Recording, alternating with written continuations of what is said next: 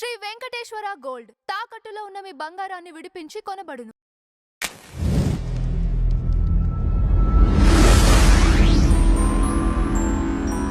Madam నమస్కారం. నమస్తే అండి. మేడం, శ్రీరామ నవమి సందర్భంగా RRR గారు ఒక పాత రామాలయంకి వెళ్ళటం, అక్కడ వేసిన దండను కూడా ఒక ఆవిడ తీసి పడేయటం చూసాం మనం. అక్కడ అయిన రచ్చ అసలు కారణం ఏంటి, ఆ వివరాలు ఏంటి?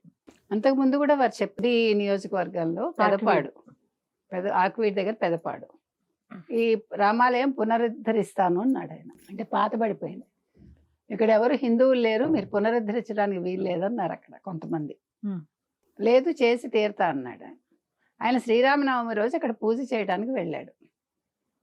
ఆయన వస్తాడని తెలిసి ముందు రోజు రాత్రే మేకులు, కర్రలు, రాళ్ళు ఇవన్నీ పెట్టారు. అంబేద్కర్ యువజన సమితి పేరు మర్చిపోయాను, ఏదో ఒక సమితి వాళ్ళు పెట్టి ఆయన రాగానే దాడి చేశారు. అంటే చంపేద్దామని, అసలు డౌటే అక్కర్లే మీకు. ఇక్కడ రెండు అంశాలు, ఒకటి క్రిస్టియన్స్, దళితులు కాదు.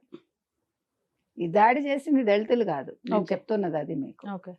ఓన్లీ క్రిస్టియన్స్ ప్లస్ జగన్ వైసీపీకి సంబంధించిన వాళ్ళు, ప్లస్ మరి బీహార్ గుండాలు ఉన్నారు, అది తెలియాలి ఒకటి. రెండోది, ఆయన వెళ్ళి దండ వేశారు, మీరు అన్నట్టుగా ఒక క్రిస్టియన్ మహిళ ఆ దండం తీసి అవతల పడేసింది. మరి తప్పు కదా? ఇప్పుడు ఒక గుడి అక్కడ ఉందండి, మీరు ఆ గుడిని పునరుద్ధరించకూడదండి. మీరెవరు? మీ ఇంట్లో వచ్చి గుడి కట్టలేదుగా. ఇప్పుడు మిమ్మల్ని అలా అంటే అసలు మీరు ఇలా ఇంత దూరం ఎలా వస్తారు?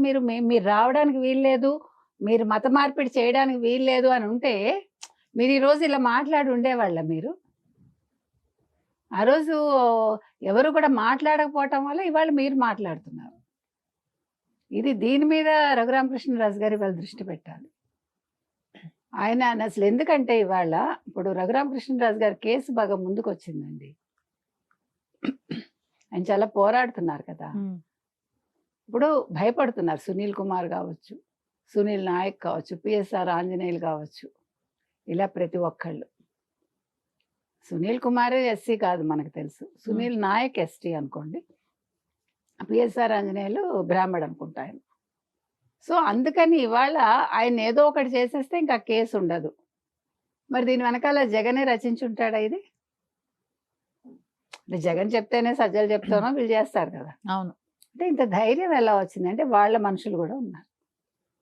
అసలు ఆయన అంటే ఫస్ట్ నుంచి కోపమే. ఆయన రచ్చబండ కార్యక్రమం పెట్టి వైసీపీలో ఉండి 2019-24 మధ్యలో జగన్మోహన్ రెడ్డికి తప్పులు ఎత్తి చూపిస్తే దానివల్ల కదా ఆయన మీద థర్డ్ డిగ్రీ ప్రయోగించి ఆయన గుండెల మీద కూర్చుని ఇదే సునీల్ కుమార్ వీడియో తీసి చూపించి ఆయన కొడుతూ ఉంటే ఇవన్నీ అన్నమాట.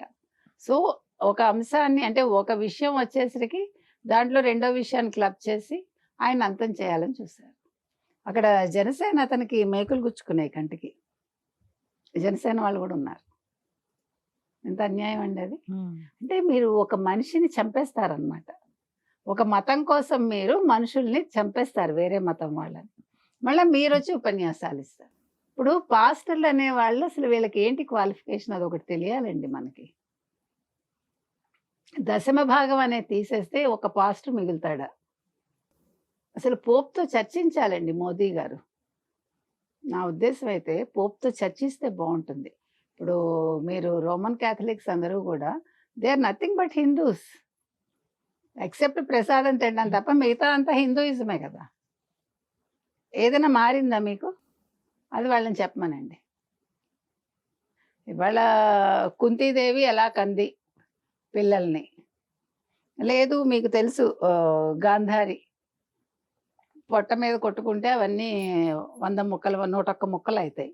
సో వాటిని కుండల్లో భద్రపరిచి టెస్ట్ ట్యూబ్ బేబీస్, వీటి గురించి మీరు నీచంగా మాట్లాడతారు. మరి యేసుకు తండ్రి ఎవరంటే ఎవరు చెప్పరు. అది మాట్లాడకూడదు. అక్కడ కించపరచటం, అక్కడ వేరే మతాన్ని మనం కించపరచటం. బట్ హిందూ మతంలో సీత గురించి మాట్లాడతారు, ద్రౌపది గురించి మాట్లాడతారు, వాళ్ళని చాలా నీచాతి నీచంగా చిత్రీకరిస్తారు, వాళ్ళని రేప్ చేశారంటారు. ఇవేవి మీకు తప్పు కాదు. మీరు హిందువుల్ని లేకపోతే హిందూ పురాణాలని మీరు కించపరచచ్చు. మీ మతంలో ఒక మహిళ గురించి అడిగితే ప్రశ్నిస్తే తప్పు మీకు. లేదు ఒక మతంలో ఉండే విషయాలను మనం ఏంటిది అని అడిగాం అనుకోండి, వెంటనే మిమ్మల్ని సజీవ దహనం కూడా చేసేస్తారు. అది మనకు అర్థం కాని విషయం. అది మీకు మత సహనాన్ని మీ మతం నేర్పనప్పుడు అది కదా నేర్పించాలి. హిందూ మతంలో మత సహనాన్ని నేర్పించారు, మీరు కబుర్లు చెప్తూ మత సహనం లేకుండా ఉన్నారు. అది మనం చెప్తున్నాం. కాబట్టి ఇవాళ రఘురామకృష్ణరాజు విషయంలో జరిగింది అదే.